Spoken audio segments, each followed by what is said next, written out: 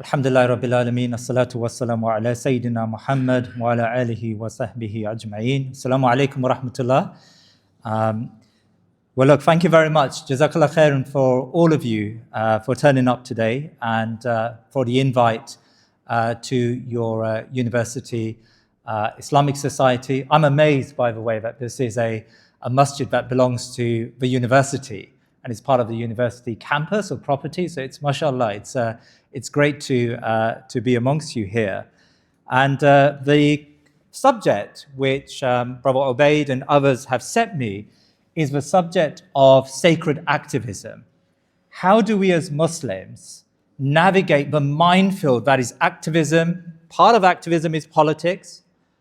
But how do we navigate this minefield of activism and yet remain true to our faith, true to Islam, and at the same time we make an impact? It's a difficult terrain, by the way, activism, because of course, a lot of the time when we see Muslims engage in activism, they make lots of mistakes. And that's not abnormal because the world of activism, the world of politics is very messy. But often when we come across Muslims who are engaged in political activism, they have to compromise aspects of their faith in order to get influence or in order to get something done. We all know, and it's not worth giving you the names today, but we all know of Muslim politicians who start off being very uncompromising in their beliefs. They start off saying, we are going to stand up for Gaza. We're going to stand up for Palestine. When we come to office, when we come to high office, we're going to be great ambassadors for the Muslim community. But once they come to high office, once they enter that greasy ladder, they climb that greasy pole, you find by the end of it, they're silent, quiet about Gaza. In case the party whips tell them off. They become tired, they become scared of their own shadows. I've come across so many of them. In fact, I met one particular man who met me in Regent's Park Mosque maybe a decade and a half ago. And he was imploring me to support him for his bid to become, at that time, local MP. He's progressed quite considerably, actually, as a Muslim within politics. And at the time, I questioned him and said, okay, great, but where is this going to end up? How committed are you to Muslim causes? How committed are you to our ummah, to ummatic causes? And he was 110% committed to all of that. Today, he is silent on Gaza. Maybe once in a while, there's a mild tweet after everyone else has said something about the subject. He will come in after his party leaders have all vetted his comments. He will come in and he will make a comment. But usually, there is nothing.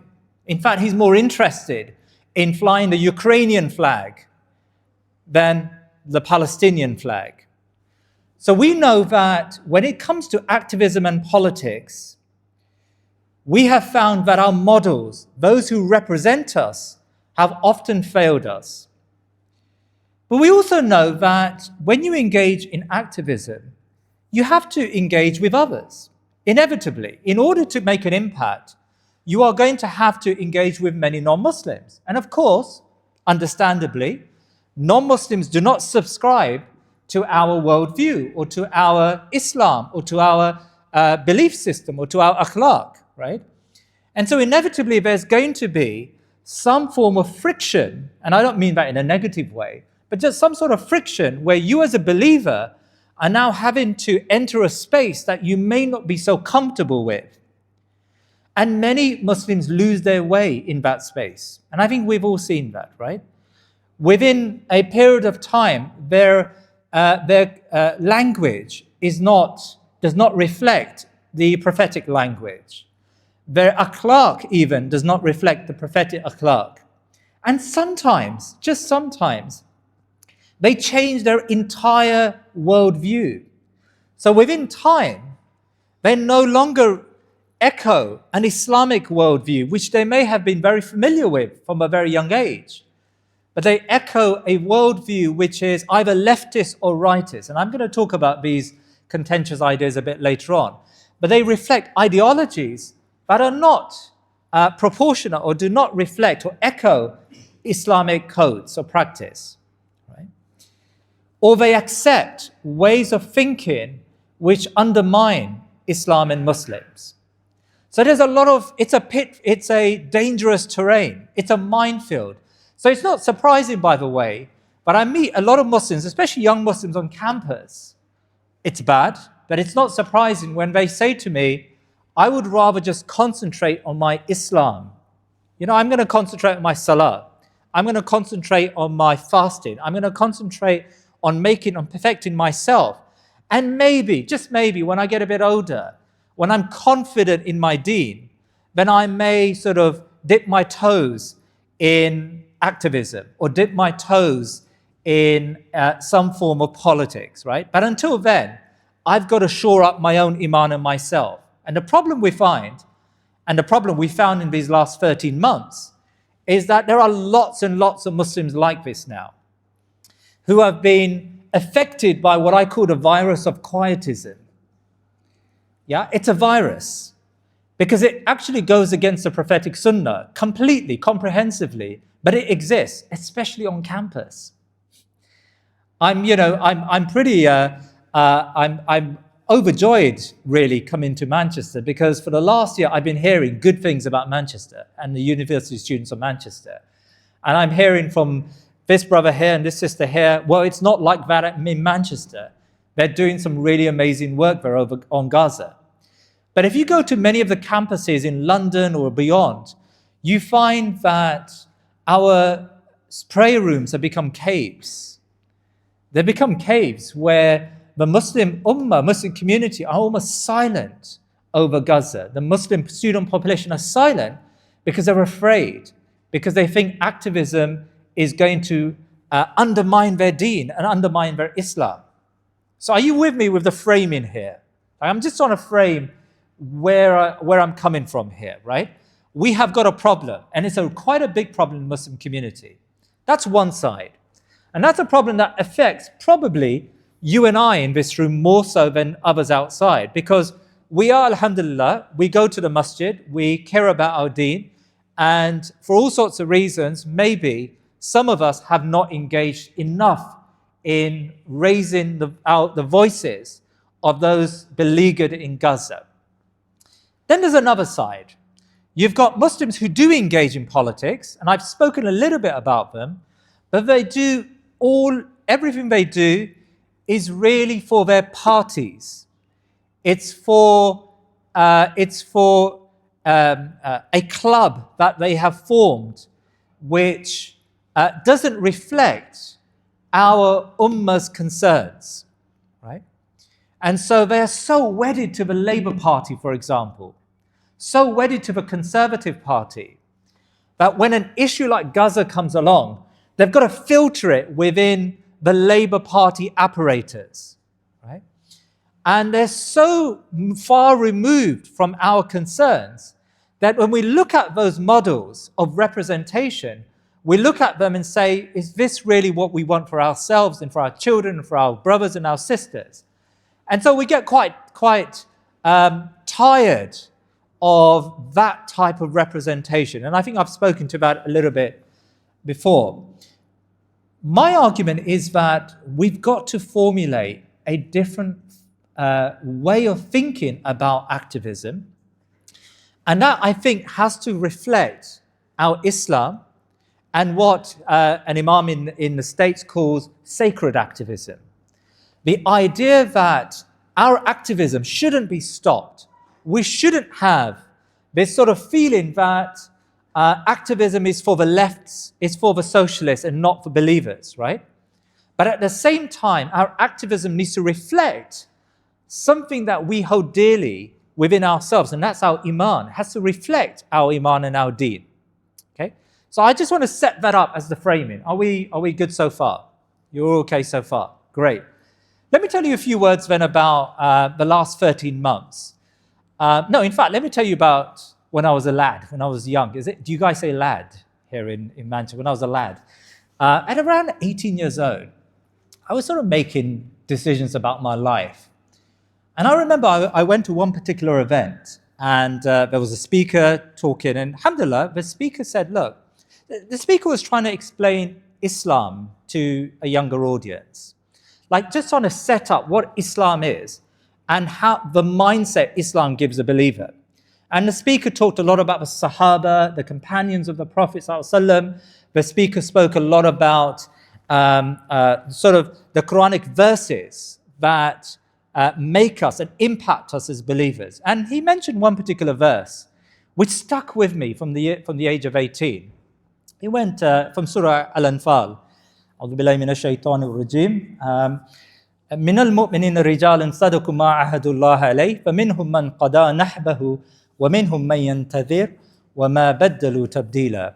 Amongst the believers, there are those who have fulfilled their covenant with Allah subhanahu wa ta'ala. They made a pact with Allah subhanahu wa ta'ala. They fulfilled that covenant, right? That pledge, that pact they made with Allah. Some of them have gone. Some of them have passed away, right? So some of them died in the process of their activism, in the process of maintaining that pact with Allah subhanahu wa ta'ala to uphold justice. But some of them continue, and they never change. وَمَا بَدَّلُوا تَبْدِيلًا. They never change. They never go off course. They never end up in those camps that I spoke about at the very beginning of this lecture. But they stay constant. They stay true to their belief, but they remain constant in their activism. They remain constant in seeking justice. And I have to say, that talk and that verse had a major impact on my life. Like the speaker said something which I think kept with me. And every time an issue occurred in my life, I always went back to that talk and asked myself, have I been true to my pact with Allah subhanahu wa ta'ala? Have I remained constant? Have I spoken the truth? Have I stood up for justice? And subhanAllah, when 13 months ago, when October 7th occurred, as you know, when the Gaza genocide began, I remember saying to myself, what are we going to do here to make an impact? Like, how are we going to change the reality out there? How can we help the Muslims of Gaza? How can we get to a point where we can punish the genociders, where we can highlight what these genociding elites around the world are doing? And it was I connected that event with the knowledge that we as believers, we as Muslims, have a responsibility. And that responsibility never dies, never wanes, and it should never wane. By the way, just as a quick, before I come back to this story about last 13 months, the Sahaba Ridwanullah alayhi, when they set on this path of Islam, they knew that Islam was going to take them on a journey which would take them away from their ordinary lives. Like, Islam has such a transformative effect on a believer that it makes the believer think, it makes the believer internally plot against themselves. What I mean by that, it makes the believer think constantly, how am I going to bring the call of justice to the people around me? Islam interacts with a believer in such a way that it makes that believer someone who is spiritual in the mosque and someone who calls for activism outside in the political realm. And it doesn't separate those two from a believer at all. It doesn't remove that cause, that quest for justice from a believer, right? It should have that effect upon all of us when we profess to be Muslims, when we profess our Iman. So 13 months ago, I remember saying to myself, okay, how are we going to do something here, because what's happened and what is happening in Gaza is catastrophic. You and I feel this, like we watch it on our screens and we feel just the anger. And we also note that the international community, the so-called rules-based order, has been found to be completely waning. It's found to be a hypocritical order, right? You and I all know that. So around 13 months ago, I remember saying to myself, okay, how are we going to make an impact? So then I looked at myself and said, okay, what am I good at doing? Like, what can I do to make an impact? I'm not X, I'm not Y, but I can do Z and W. I've run out of letters already. I can do these things, right? I've got a bit of a politics background. By the way, as a quick side note, I mean, I teach politics, so that's my profession for a long time. And but I've never really been involved in politics practically, because I've always said to myself, actually, politics is pretty corrupting, and I don't want to go there, right? But I remember saying to myself 13 months back, I know about politics, and I think we should be doing something in the political realm to punish these genociders. I mean, I used to have this joke when students used to ask me, you know, sir, why don't you ever get involved? Why don't you become a politician? Like, why don't you become a parliamentarian? I remember I used to always, it's a joke I say every year. And to be honest, now I'm saying it, I'm sort of raising the level of this joke because it may not be very funny. But I remember students would say, you know, why don't you run for parliament? I said, I ran for parliament once. That was my response. They said, what, sir? Really? You ran for parliament? When? How? What? I said, yeah, the bus was late. You know, okay, that was the joke. Sorry, I have to now give you the punchline. You know, that was my way of saying to them, I'm not really interested in politics, right? Like, I don't want to get involved in the practical stuff. 13 months ago, I realized that I've got to use this knowledge I have to make a difference. So alhamdulillah, I got some people together. I knocked on a lot of doors. We got a number of Muslims together who were thinking the same, by the way, around the country. And we said, okay, we're going to punish these people, the Conservative and the Labour Party.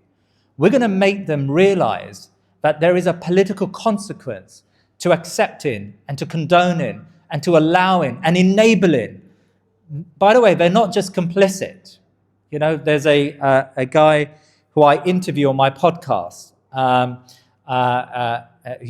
Matt Kennard. I don't know if you've come across that podcast episode. And I remember saying to him, you know, the Labour Party is complicit. And he's corrected me. He said, they're not complicit, they're participating. It's wrong to say that they're in the background, like keeping silent or just allowing things to happen. They're actually involved in the entire thing. They're delivering payloads. They're sending spy planes over Gaza. They're helping the Israelis intimately. They're vetoing at the United Nations. They're financing them. They're providing diplomatic cover. It's not just complicity, by the way. It's wholesale participation in a genocide. And it's not just the British government. The French government are doing the same. The German government, and of course the United States and Canada are doing the same. So the question in my mind was, I know a little bit about politics. How are we going to punish these genociders? How are we going to make them pay electorally for what they've done? And so we got a team together and we started to travel the country and started to knock on doors. You know, I sent out a tweet or an X, I don't know what you call it nowadays. I sent out a message on X where I said, look, I need a data scientist. I need someone to help me to gather the data here, because I think we can make an impact as a Muslim community, but I just don't know where we can make that impact yet. So believe it or not, a guy contacted me, a Turkish brother, who used to work for the ONS in Britain, the Office of National Statistics. He was at that moment living in Üsküdar in Istanbul. And he contacted me on social media. He said, I can help you here. I said, okay, great. You used to work for the ONS. That's pretty good going. Help me out here.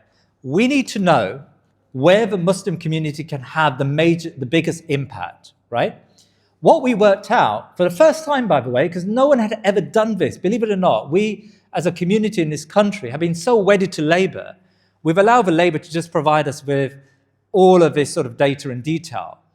And what we found out was, in effect, there are 23 constituencies in the UK where if we put our mind to it and there was unity in the Muslim community, we could get an independent MP.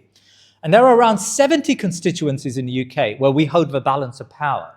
That simply means that if you were able to bring the Muslim vote behind one particular candidate, you could nullify another candidate's ability to win that seat. So in effect, we have around 100 seats out of 650 in Parliament where the Muslim community could be power brokers. And there are around 23 seats, around 20-ish seats, where we could have an independent MP who could be speaking for Gaza and could be speaking for Muslim causes, right? So armed with that data now, and it was pretty good data, and by the way, it was really, mashallah, this brother and then another team of data scientists, we got together and we started to sort of interrogate the details. Like, how do we make that impact? Now, armed with that data, we started knocking on doors. And trust me, when I mean knocking on doors, we literally just went up and down the country. Sometimes I knew no one in an area, but apart from one person. And so, right, just introduce me to some people. We went to Leicester. And I remember going to Leicester one day, and there was a group of guys around the table, and they were just about to anoint, I think, a Lib Dem, waste of time, by the way, anoint a Liberal Democrat or something, right, as their local candidate, as a way of sort of saying no to Labour or Conservatives. And I remember, there was a table around. You remember the Putin table? Remember the Putin, like 25, like a 25-seater table. It was literally a 25-seater table. And we had a discussion with them and said, look, you can do this. The data tells you you can actually create one of the biggest political upsets if you as a community work together. They didn't believe me, by the way. None of them believed me in that room. They had a vote initially, and it was like out of 25, 22 said, we're going to go with the Green Party or with the Lib Dems or something. And there was 3 believers in that room and said, okay, this guy, he's come away from all the way from London. He's wearing a suit jacket. He may make some sense here. Let's listen to him, right? So anyway, I gave him my data. I showed him all the slides, and I said, look, it can happen here. You just have to believe it. You just have to move together, and you can make a difference here, right? It took a long time. It took a good number of meetings. We were going up and down. I even got flashed by a camera and got 3 points on my license. That's how bad it was, right? Because it was midnight, and I remember getting flashed. And subhanAllah, the community came around. They said, okay, we can do this. All of the data tells us that we can make a change. And to cut a long story short, they managed to get one of 4 independents in this last election, Shaukat Adam, right? Shaukat Adam has no political track record, but they picked him. He unified the community, and in his inaugural speech, he said, this is for Gaza. Did you watch that on TV? You must have seen it. He picked up the kafaya and he said, this is for Gaza, right? And subhanAllah, he's doing some good work now in Parliament. So if we put our mind to it, we can make a change and we can make a difference. And because he chose the independent route, he doesn't have to then kowtow to the political parties. He doesn't have to bow down to the Labour Party who tells you to censor every word, or to the Liberal Democrats who say, don't say genocide. Do you believe that? Until today, the Liberal Democrats tell their people, you're not allowed to use the word genocide, right, when you talk about Gaza. You can say crimes, you can say, there's been, you can't use the word genocide, right? So and alhamdulillah, we did that around the country. By July the 5th, we had 4 independent MPs, but there's never been anything like that in Britain. Like, if you know anything about electoral history, there's never been more than 1, possibly 2 independent candidates that have been elected during the time of a general election, right? Like, it's never happened. We had 4. Every poll around the country was saying these guys are dreamers. It's never going to happen, right? But not only that, we had 7 near misses. And I can tell you, those 7 near misses was down to us as a community, not down to external factors. We just didn't unify enough. We didn't get our act together. I was involved in the campaign of Liane Mohammed. I don't know if you came across her during the election campaign. And I was involved quite a lot in that, and we were doing a lot of work on the doors. And I remember this one Muslim household we went to, and the lady said to us, you're too young, it's never going to happen. Right? You're never going to get anywhere near West Streeting's majority. He wins this hands down. You can never do this, right? If 250 constituents moved from West Streeting to Lian Muhammad on that day, she would have won it. She came so close to deposing a cabinet minister, a senior cabinet minister, probably when Keir Starmer stands down, probably the next leader of the Labour Party, if not the Prime Minister. She came that close to it. And she was a Palestinian, and she would have sent shockwaves across the political establishment if she had won it. It's because we didn't dream wide enough. It's because we didn't have confidence in ourselves, because we put a lot of problems in our own pathway, and we said to ourselves, it's impossible to do this. And that's why it didn't happen, by the way. It wasn't because of others, it was because of us as a community. You with me so far, right? So my point here is that we have got a lot of ability to make a change. Now, what I'm not saying to you here is that all of you in this room have to be involved in political activism, have to be involved in knocking on doors in order for you to make a change. What I'm saying to you here is that if you really believe in the message of Islam, and you really believe in following the sunnah of the Prophet ﷺ, then you should say to yourself, regardless of where I am in the world, or what I'm doing, or what job I'm in, what occupation I'm holding, I have to use my talents and my abilities for the sake of my ummah, right? In other words, I need to have an ummatic consciousness. I need to always think to myself that I'm not going to get so embroiled in this rat race. I'm not going to get so connected to this, to this corporate life, but I'm going to forget my ummah for 20 or 30 years as I make my millions. SubhanAllah, in the election campaign, I met so many guys in their 40s. He said to me that, I wanted to do something at the age of 20, and then I joined Deloitte, or I joined, such and such, Morgan Stanley or whatever it is, right? And by the end of it, 20 years went by, and I didn't do anything. And Gaza happened, and I realized, why did I waste my time?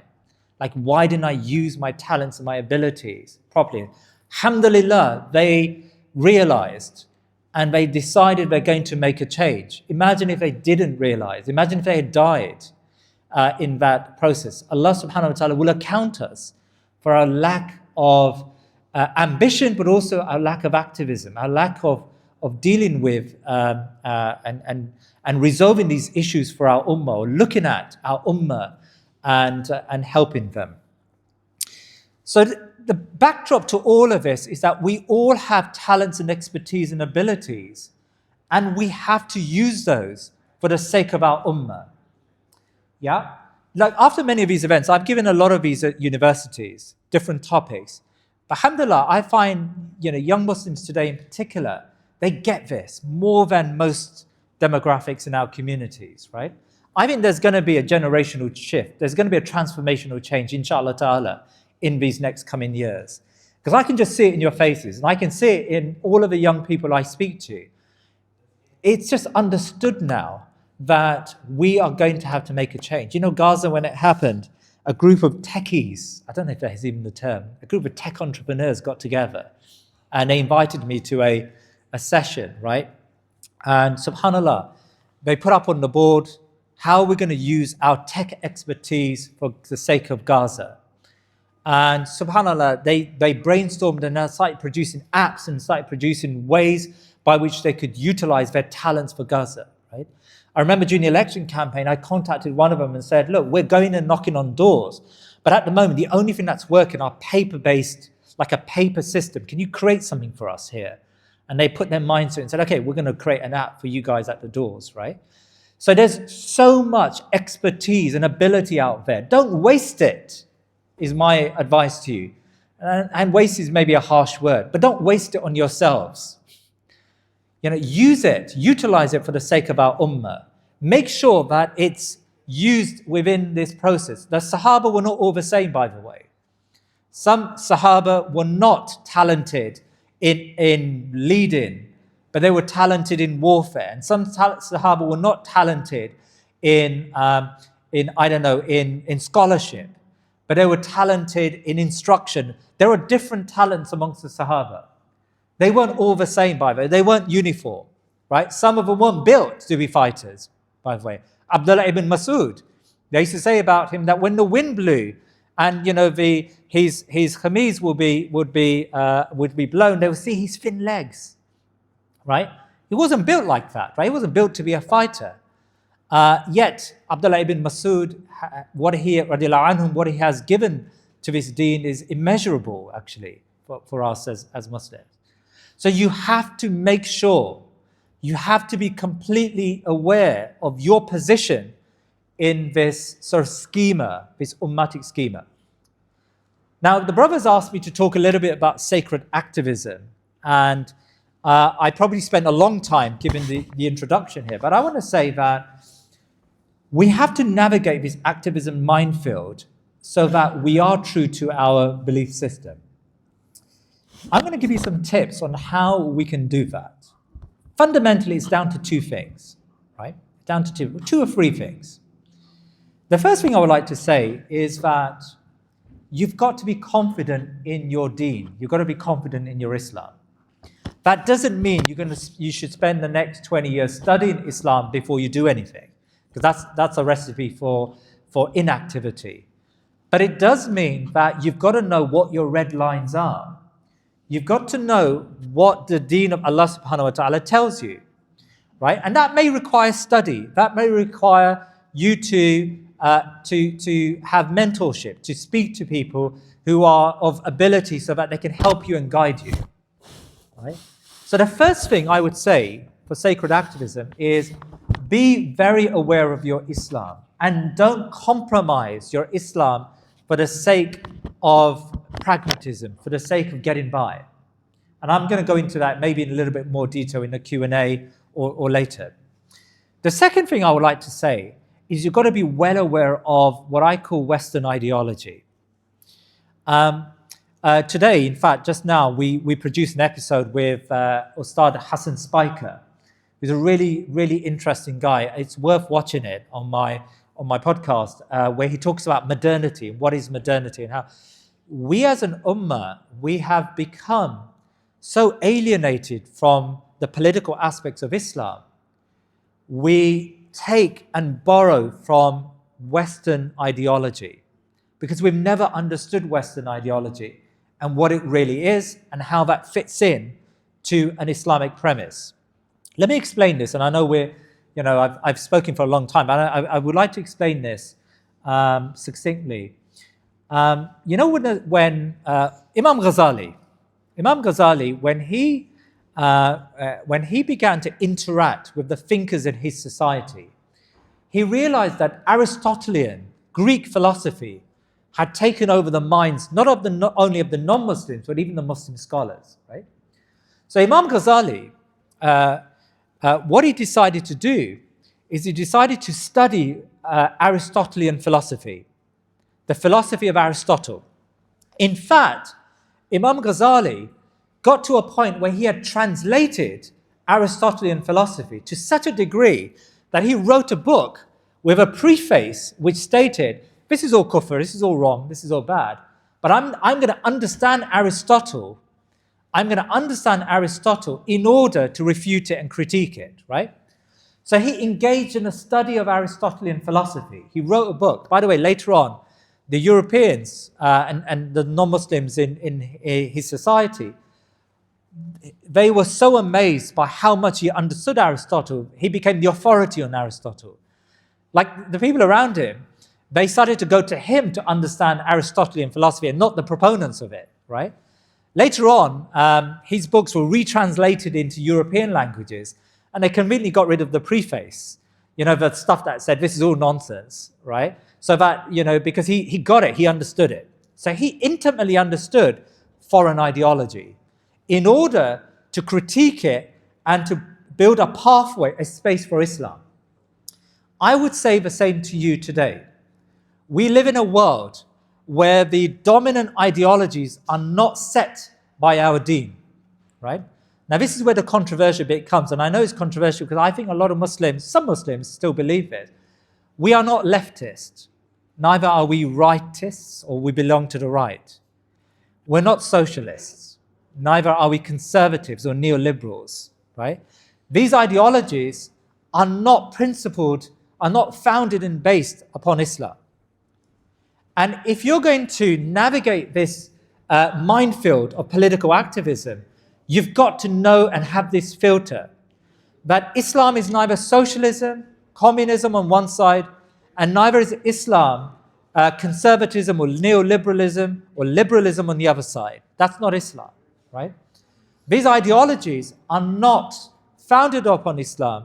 In fact, they're founded upon a belief system which separates the deen from the dunya, which separates, it's secularism, they're secular creeds. And so if we as Muslims are going to navigate this minefield, we have to go to foreign ideology with a filter. We've got to be wearing those spectacles. I do a lot of work with young Muslims. I did a course at East London Mosque recently where we spoke about how do we understand Western ideology. My advice to you is, if you're going to get involved with political activism, you're going to mix with non-Muslims, which you have to do, and you've got to build cooperative alliances. You've got to know what your red lines are. And your red lines come from Islam, but also your red lines come from an acknowledgement of what their ideologies stand for and what your Islam stands for, right? Have you ever heard of the political spectrum? The left-right spectrum. Do any of you study, I should have said this, asked you to be, do any of you study like politics or humanities here? Are you all like typical STEM students? Okay, some do, brilliant. What do you study? Politics in IR, fantastic. Manchester United, Manchester University. Yeah, it's good. Yeah, it's a good course. I think it's a really good course. Where you learn about the political spectrum, the left-right divide, right? You know, as a Muslim, we stand above that left-right divide. Like in our perspective, in our worldview, we're neither left or right. Certainly, there may be aspects of Islam that have some resemblance to the left. And there may be some aspects of Islam that may have resemblance to the right. But we don't belong to either of those. We have a unique philosophy of thinking, and we stand outside of that. So my point here is, and just to sort of hurry this along, but my point here is that until you understand and appreciate that these ideologies have to be understood within the filter of Islam, you're going to fall into traps, right? You're going to end up being like this young lad I met once who said to me, look, I'm a believer, I'm a Muslim, I've been to Islamic school all my life, but on social issues I'm a liberal, and on economic issues I'm a socialist, right? I think that statement is fundamentally problematic. Like, it's a really problematic statement to make as a believer. It's like saying, and I'm going to be controversial. It's like saying, on Salah I follow the fiqh, but on Hajj I follow Buddhism. That sounds controversial, but it's a very similar statement, right? Because as a Muslim, as a believer, your guidebook is Kitab and Sunnah. Your frame of reference is, what does Islam say about a matter? Not what does Marx say, or what does Haeckel say, or what does Friedman say, or what does Thatcher say, or Reagan says about a matter, right? It's got to be Islam. That fundamentally undergirds your belief system. Are you with me so far? In the Q&A, we can talk about this, by the way, because I appreciate some of you guys may, for the first time, come across this, and so you may want to push back, and I'm happy to, for that. I'm not trying to sort of like say this is the final word on the matter. The last thing I would say then about sacred activism. Are we pausing for Isha Salah, by the way, Ubaid? Is that the idea? Okay, then we can come back for Q&A? Or we can take it to 7:20. Is that okay for everyone in the room? Okay, great. So the last thing then I would like to say is that, so we've said, you've got to know your Islam, right? Sacred activism requires you to know your Islam. You've got to know your Western ideology. If you're going to get involved in political activism, right, you've got to really know what they stand for, so that you've got a filter, so that you appreciate where you stand vis-a-vis these ideologies. The third thing that I would say is that that doesn't mean you isolate. That doesn't mean you hole yourself up in a mosque and you decide that you're not going to form collaborations and alliances and developments with others. That's not what I'm saying here. What I'm saying here is that when you do that with your eyes wide open. You say to yourselves, these are my parameters. I'll give you an example. I mean, just as a quick side note. In the election campaigns that we had, I interacted with lots of the left because the left were the best on Gaza, actually, in this country, believe it or not. I mean, in America, funnily enough, the right have been quite good in Gaza. In Britain, the left have been, Owen Jones, as an example. They've been pretty courageous on Gaza, I have to say, right? So I interacted with a lot of them. Every time I interacted with them, I made it very clear, these are our red lines. This is like my red line. This is my community's red line. Like when you knock on a door, don't say to the community, I want you to embrace social liberalism. That's never going to work with our community, right? This is our red line. In the same way, we're not forcing you and we're not telling you, but on Gaza and on other issues, we are the same. So I'm not pushing you away. And by the way, you've got to have a polite conversation here, right? I'm not pushing you away, but I'm telling you, this is where I stand on the matter and where my community stands, and you've got to acknowledge that before we get involved together. And I'm telling you, 99.9% of the time, there's never been any pushback. It's when you sort of hide it, and when you don't want to reveal that, that's when they get surprised. Jalal, we've been with you for the last 6 months. Why aren't you on my pride parade? Like, what's going on, Jalal? Like, what happened to you? If you don't make it clear from the beginning, then I think that's where you get problems, right? On that, as a sub-point, don't forget even your language when you're involved in political activism that comes from your Islam. So do you remember that guy, Muffin Ali, who's Green Party in Leeds, who won the council election, and he shouted Allahu Akbar in his speech, and all of the right-wing papers came down and said, how dare this guy shout Allahu Akbar, right? Now, he stood his ground, right? I'm not saying, by the way, that was a right or wrong thing to do. Alhamdulillah, I'm pretty happy he did that. But, it depends where you are and the room you're in. But he stood his ground and said, Allahu Akbar is how I, as a believer, as a Muslim, how I show my enthusiasm for something, how I show my like for something, right? I have found that often when Muslims involve themselves in secular spaces, they have to secularize their language and secularize their actions. Even, by the way, where large numbers of Muslims are involved. On encampments, for example, I've noticed this, that when some Muslims are on encampments, they feel that they've got to separate themselves from Islam because it's a secular space. Even if there are 30, 40 Muslims involved in that encampment. You don't do that. You actually respectfully say, this is our space, right? And your space, and we have our Islam. And that means we pray. That means we have certain language that we utilize, and we want to popularize that language amongst ourselves, right? So sacred activism requires all of us to stay, to be true to our faith. Ask yourself the question, would the Sahaba do the same? Like, if they were in this sort of space, would they do that, right? And the answer would be, no, they wouldn't. They would remain steadfast in their belief system. Now, I'm not saying here, by the way, that you sort of go out of your way to antagonize. Like you walk into a student union meeting and you shout Allahu Akbar and you read, you do a Jummah khutbah or something. I'm not saying that, right? But what I'm saying to you is that you have to remain steadfast in your belief system. By the way, it's not just because, it's not a show issue. It's for yourself. Because in politics, in activism, you could easily remove yourself from what is right. You can easily sway away from what is right. And we've seen that. Look in America. You've got these candidates who became Democrats and they stood for elections. And today, subhanAllah, how far away they've removed themselves from their deen in order to stay relevant, right? We don't want to be like that, really. So what I'm saying to you here is not to stop you from being activists or to make you quietists. On the contrary, what I'm saying to you here is that you've got to be active and you've got to champion the cause of Gaza and other causes.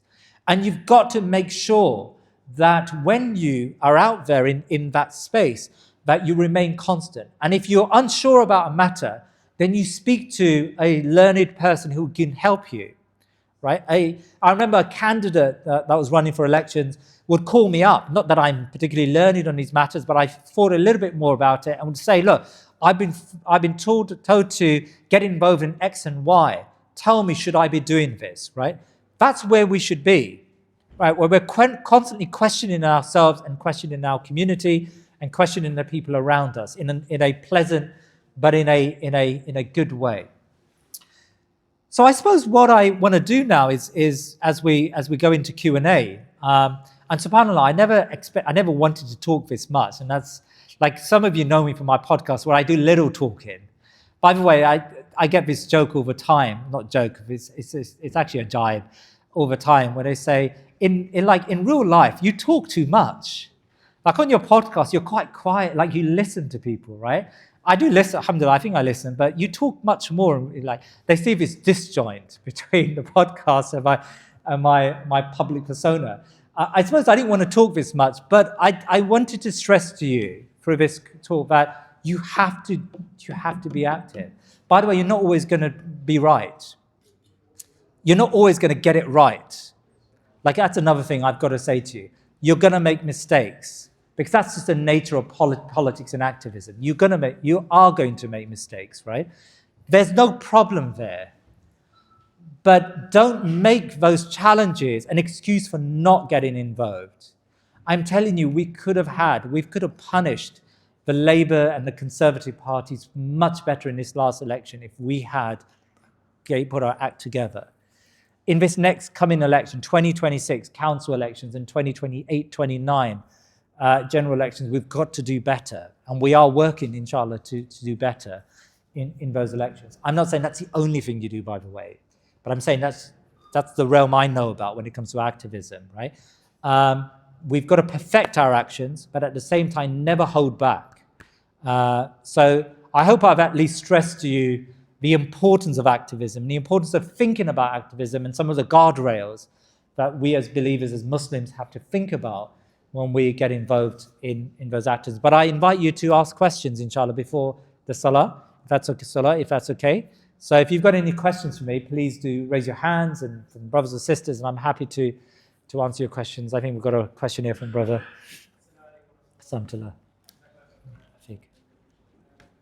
So you mentioned about how everyone's got something that they can offer or everyone has strengths.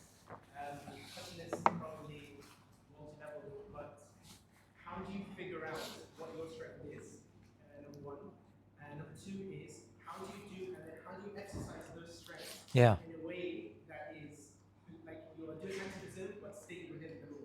And obviously, like you said, it's a minefield. Yeah. So how do you avoid the minefield?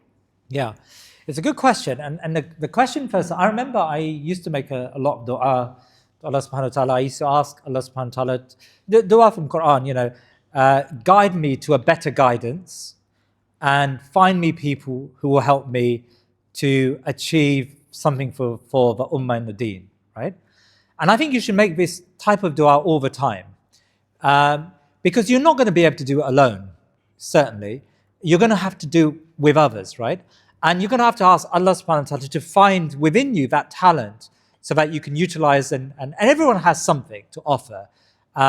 So my advice to you is make lots of dua and look within yourself and ask yourself, look, what do I have within me that can help here? And by the way, sometimes you come across it by accident. There are so many people who got involved with the political campaigns who couldn't knock on the door. Like there was a sister I remember in Ilford, and she said, look, before I started this, I would be afraid to even talk to someone, like let alone a stranger. She's now one of our best canvassers. She knocks on doors and it's like amazing, right? There's another guy, he's a non-Muslim actually, he's a really good friend of mine, who like every time I tell him, look, I need you at the doors, he would come down. He lives in Ipswich. and he'll come down on the next train. He's that sort of committed. By the way, more committed sometimes than our community, but he's that committed. He'll come down. So I'll get him to train people up on knocking on doors. And I remember he said to me, there was this particular young sister, your age, in fact, who had never knocked on doors before, because by the end of it, he was training her, because by the end of it, she was teaching us how to do this, right? So sometimes you can learn things, but you've never felt like you learn talents and expertise and abilities. So my advice to you is that try things out, like get involved. It requires you to leave your beds and it requires you to go outside. You know, I know that sounds pretty rudimentary, but it does require that to happen, right? Like never stop. Sami Hamdi says this far better. If this was Sami Hamdi, by the way, he would have been like literally standing there, like shouting, never stop, right? You know, I'm saying this in a far more calmer way, but never stop. Like always devise ways. You're going to fail. Something's not going to work. Go back to the drawing board, but never stop. That's my advice to you. Always have like this in your mind, inshallah ta'ala. And I think people will find their way. By the way, if you're interested in political activism, we are going to be doing training courses around the country on all aspects of sort of political activism. So if you want to get involved, like just leave me your email address or contact me through my website, thinkingmuslim.com. There's a contact page, and I'm happy to put you on our list, inshallah. Yes, brother. I have two questions. Yeah. The first one is, I think a big strain for young Muslims nowadays, in terms of entering politics and it happens, is that a lot of people say that you can't question your leaders and you can't vote. Yes. And the second question I had was, me as a graduate of economics, Yeah. very interested in learning the political sphere. So how would I go about that? Where would I go? Good. Yeah. So the question is, you know, there is this sort of idea that it's haram or it's not allowed to get involved in politics, and we can't be questioning our leaders. And secondly, the brother is an economics student. How does he like get involved with politics through his economics work, right? So the first question is, it requires a conversation about Islam, and requires a conversation about framing what is political activism. I think a lot of people say that because what they do is they look at all the mistakes people make in political activism, and they automatically say, well, look, these people have gone so far down the road, politics is corrupting, so getting involved with politics is corrupting, right? So they end up making that decision based on what they see out there. What I'm saying to you is that we can have a different way of doing things where we can stay by the way, I was like that. For most of my life, I've just stayed away from politics because I found it to be corrupting, and I've said to myself, I don't want to get involved with that. It was October 7th that changed my mind. I've never been involved. I've always stayed away from all of that, right? But I realized that actually we can be principled and get involved, right? So it requires a conversation, and it requires discussions. A good imam to listen to is Imam Tom Fakini from the United States. In fact, I think he did something with Paul Williams from Blogging Theology on the Ahkam Sharia related to like elections and the minefield or whatever. So it's worth looking at that. By the way, I'm not endorsing in any way that you should get involved to such a degree that you leave everything Islamic and you embrace everything. That you've heard that from my talk. I'm saying we get involved in a principled way. So I think in answer to your first question, and the thing about questioning leaders, I mean that's a very modernist idea, by the way, because if you were to say that questioning leaders is haram, then how do we frame Imam Ahmed bin Hanbal, radiallahu anhu, or Imam Abu Hanifa, radiallahu anhu, or Imam Malik, who actually questioned the leaders to the degree that they were imprisoned for it, or Ibn Taymiyyah, or all of the illustrious scholars of the past, they questioned their leaders and they were jailed for it. Imam Malik's story is phenomenal, right? How he questioned the leaders to the degree that they harshly reprimanded him and punished him in prison and tortured him. Yeah, he remained constant. So I think it's a misnomer to say that we're not allowed to question leaders. It's foreign to our belief system, I have to say. And it's a modernist view. It's a really recent modernist view. The second question that our brother raises is about how, he's studying economy. So I would say a couple of things there. I would say we actually need a lot more Muslims who know about Western economy to start theorizing about Islamic economics, right? And I'll just leave that there, but there is a group that we set up in London, actually across the country, where like-minded people are coming together to start theorizing Islamic economy. Because it's one of those areas where I feel we are least understanding of, right? We've got least understand, because we are dominated by socialism and neoliberalism or Keynesianism, right? These are the strands that dominate our thinking. We need to move beyond that. So I think that's a good area to get involved with. But on a practical front, someone like you should be involved with policy, with political campaigning.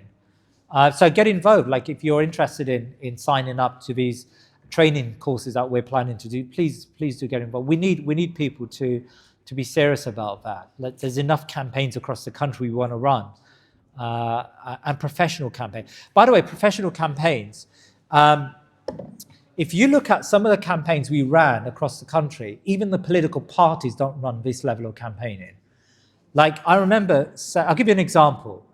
I remember we wanted to try to you've got this thing called the electoral register, where you get all the names of all the constituents in here. We wanted to work out the Muslims' names and the non-Muslim names of that register, because we wanted to mail shot the Muslim households, right? How do you do that except for manually going through a list of 100,000 people? So one brother said, well, I know AI. I'm going to take a book of all the Muslim names. You know the names you give to your kids? I'm going to take a book of all the Muslim names. I'm going to feed it into this sort of software I've put together, and then I'm going to put the electoral register in it, and I'm get out the other end, we're going to get all of the Muslim names in the areas. I couldn't believe this guy could do that, right? And he did it. And he came out with 27,000 names, and we cross-correlated that with the ONS data, and it was basically 200 names off. So obviously the John Smiths who hadn't changed their names and had said on the census that I'd become a Muslim, they weren't caught by this, but everyone else was caught.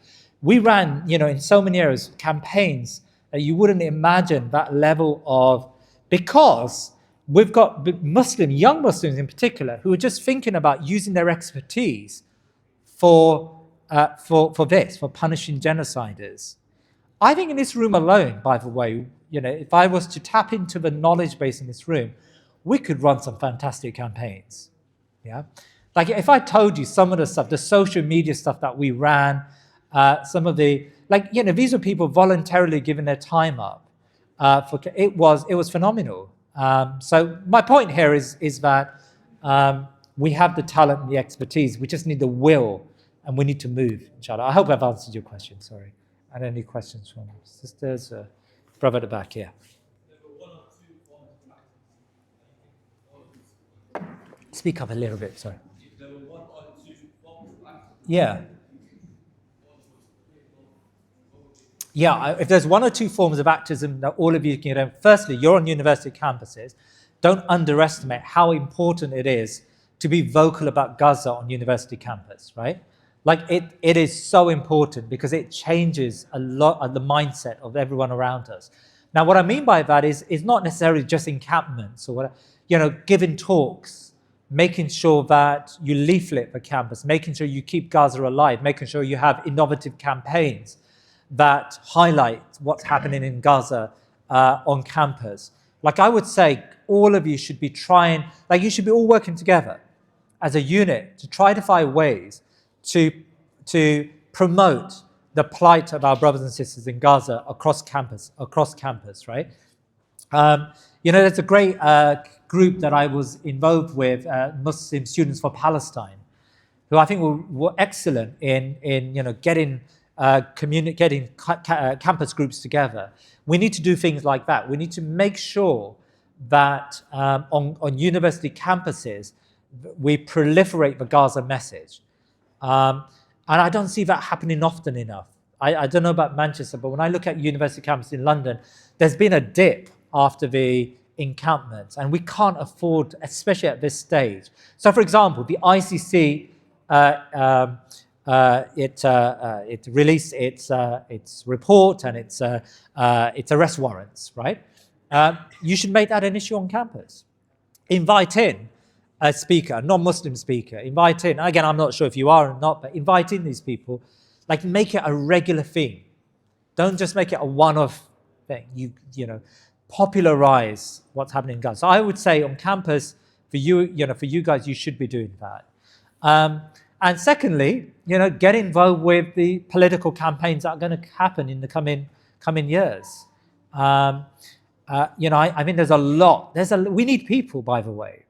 You'd be amazed at how few people have the sort of skills or believe they have the skills to get involved. And so every time we used to give a call out for volunteers, it would always be the sort of slightly left Guardian readers who would come along, the white Guardian readers, your English Guardian readers would come along to help us, right?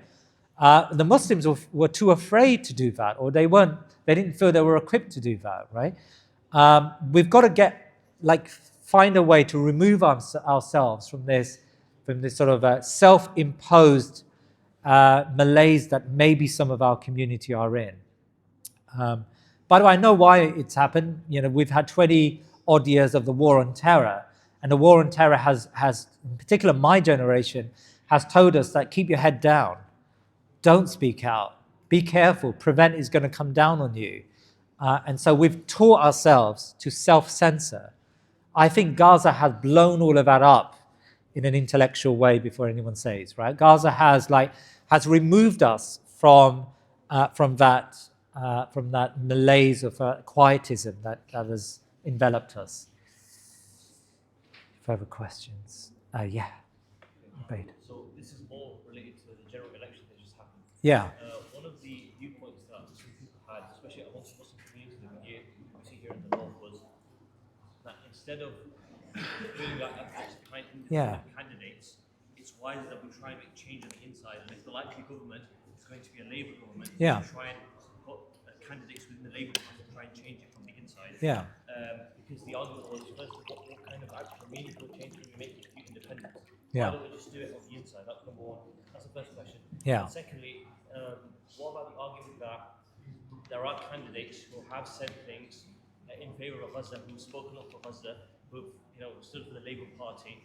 Can we not still support them, especially if within that constituency there isn't a good enough Muslim candidate? The Muslims can't unite. Isn't it better to get behind a Muslim Labour candidate? Yeah. What would be your view? Yeah. So the first question is about working on the inside, being at the table. Can that have a better result than, say, 4 independent candidates, right? My answer to that question is that's exactly what we've been doing for a very long time. In fact, they don't care about us anymore because they know that we as a community are so ineffective. And I'll be as blunt as that. We believe that access is influence. So all they have to do now is invite you to the House of Commons, and you see these amazing paintings. Have you ever been to the House of Commons? It's spectacular, right? You see these amazing paintings.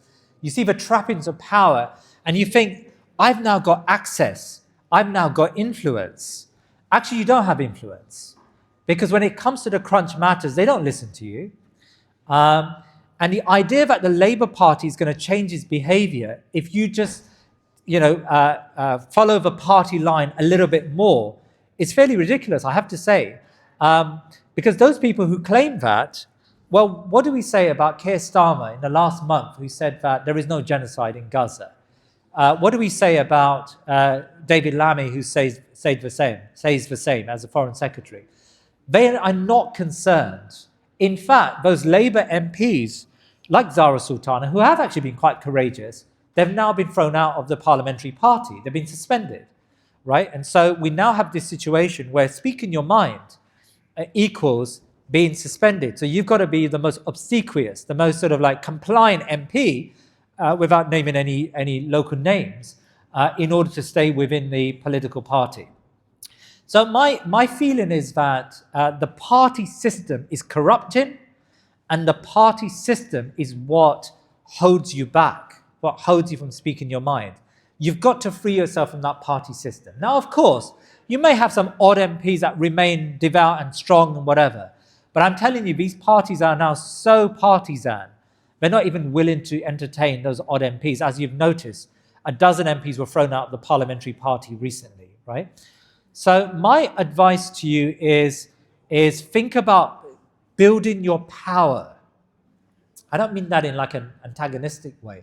You've got to build your power. You know, do you remember during Ramadan, you had this group of guys who came along and they had iftar with Keir Starmer.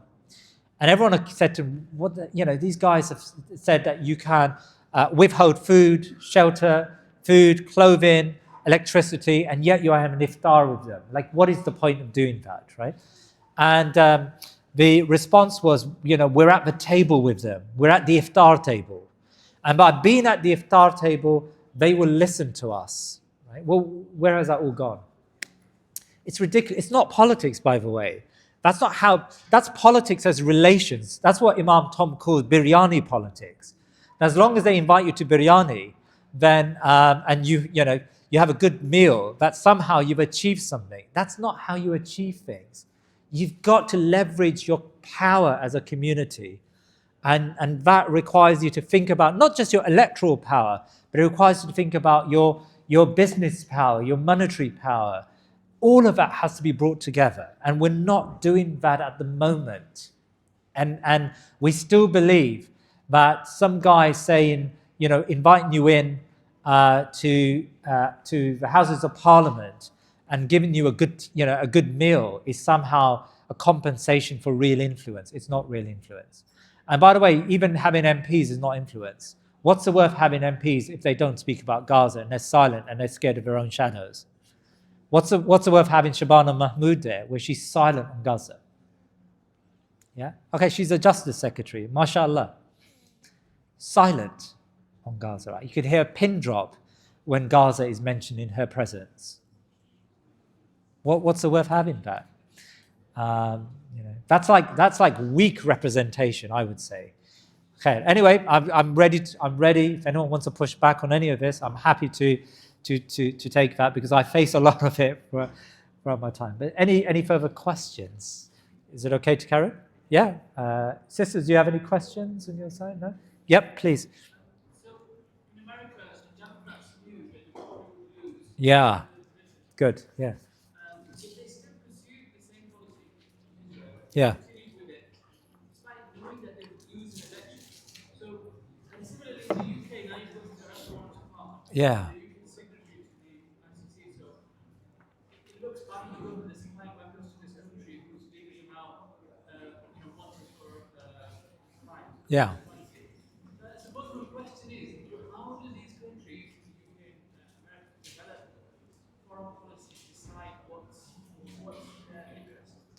Yeah, it's a good question. Brother raised the issue of the American elections, and the Democrats remain wedded to this pro-Israel policy even when they lost, right? And that's a very important question. Look, so I was actually quite involved, at least on some level, in that American campaign, and I helped out, especially through my channel. I sort of had, you may have noted, I had a lot of these, the important people come on and talk about Gaza and talk about the election campaign.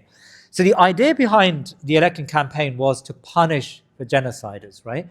And the idea was that if the Democrats were going to persist in supporting the genocide, then they should pay an electoral price. And they continued and persisted, and they did pay electoral price, especially in their swing seats. So we sent the message to them that your policy of accepting the genocide is what caused your demise. This is what created it for you. Now, of course, the problem we've got in American politics is that Israel is a colony of America. It's part of its project. And so it's so intrinsic to the American project. Both parties are not going to move away from Israel anytime soon. And so it requires a longer term thinking to strategically remove these parties from that pro-Israel agenda. It's not going to happen overnight. But at the very best, what you can do in the short term is you can show that we're no longer going to play your game. We're no longer going to reward you for acting badly internationally, right? And of course, there are greater people in America who are thinking deeply about strategizing about how do we move forward. For example, the business community. we haven't used our money effectively. I mean, I will, say this to you that we spend in Britain alone, we spend $1 billion on sadaqah and zakat, which is fantastic. We're one of the most generous communities in Britain, by the way, when it comes to charity. But very little, if any, of that money goes to political campaigns, goes to political lobbying. If we're not going to use our sadaqah, we don't set up political funds, how are we going to progress? Now, alhamdulillah, I've noticed, by the way, since these election campaigns, that there are people who are now saying, we've got to do this. Like, it starts with us, we've got to strategize, we've got to think. We've got to engage in a way in which we think 5, 10, 15 years ahead, because that's how we're going to make that. If I'm right, and we can effectively affect the balance of power in 100 constituencies out of 650, that can actually change the outcome of a general election when it's acute, right? So my advice is we've got to think deeply about this to change the policy, and it's not easy.